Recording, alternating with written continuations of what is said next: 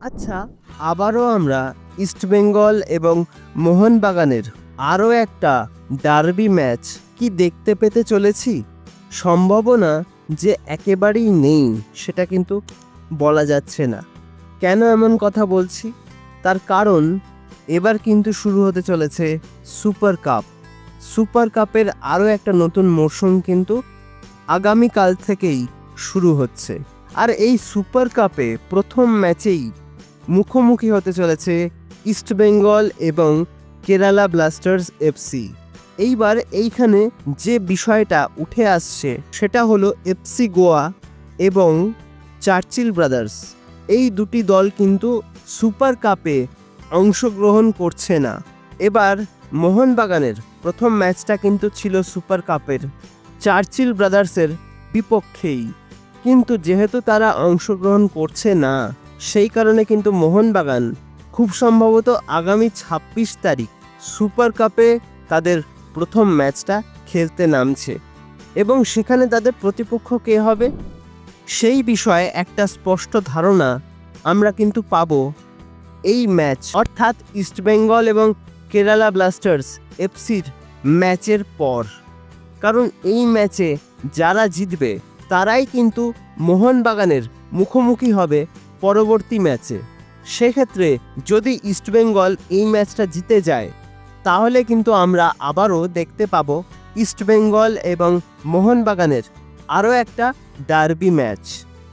দেখো, সুপার কাপের বিষয়ে যে আপডেটটা পাওয়া যাচ্ছে সেটা হলো এই টুর্নামেন্টে কিন্তু যে কোনো দল ৬ জন বিদেশিকে সাইন করাতে পারে বা নিজেদের দলে অন্তর্ভুক্ত করতে পারে এবং ৬ জন বিদেশিকেই কিন্তু তারা ম্যাচ ডে স্কোয়াড সেখানে রাখতেও পারে।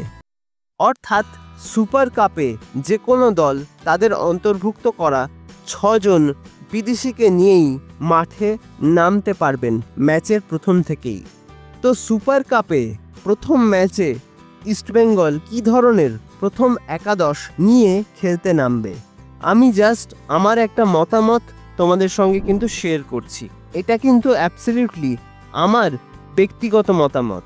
দেখো, আমার যেটা মনে হয় এই ম্যাচে ইস্টবেঙ্গল 4-4-2 ফরমেশনে কিন্তু খেলতে পারে। সেক্ষেত্রে ডিফেন্সে আনোয়ার আলী, হেক্টর ইউস্তে, রাকিব এবং লালচুনলুঙ্গা এই ম্যাচে ডিফেন্স সামলাতে পারেন। মিডফিল্ডে অবশ্যই সৌভিক চক্রবর্তী এবং সাউল ক্রেসপো যদি ফিট থাকেন, কারণ তার বিষয়ে কিন্তু একটা ইনজুরি আপডেট পাওয়া গেছে। তবুও তিনি এই ম্যাচে খেলবেন কি খেলবেন না সেটা কিন্তু এখনও কনফার্ম নয়। তবে যদি তিনি খেলতে পারেন বা ফিট থাকেন তাহলে কিন্তু আমি অবশ্যই মাঝ মাঠে সাউল ক্রেসপোকেই দেখতে চাইব। আদারওয়াইজ কিন্তু জিকসন সিং একটা ভালো অপশন হতে পারে। দুটো প্রান্ত অর্থাৎ দুটো উইংয়ে আমি কিন্তু এই ম্যাচে দেখতে চাইব পিভি বিষ্ণু, নাওরেম মহেশ সিংকে, এবং অ্যাজ আ সাবস্টিটিউট কিন্তু রিচার্ড সেলেস আসতেই পারেন। এবং একদম আপফ্রন্টে কিন্তু অবশ্যই রাফায়েল এরিক মেসি বাউলি এবং দিমিত্রিয়স ডিয়ামান্টাকস শুরু করতে পারেন। তবে আইএসএলে আরও একজন ইন্ডিয়ান স্ট্রাইকার কিন্তু যে কটা ম্যাচে সুযোগ পেয়েছেন দুর্দান্ত পারফরমেন্স করেছেন, তো তাকেও কিন্তু আমি এই ম্যাচে দেখতে চাইব। তিনি হলেন ডেভিড, এবং গোলে তো অবশ্যই থাকবেন প্রচ্ছুখান সিং গিল। তো এটা অ্যাবসলিউটলি কিন্তু আমার মতামত।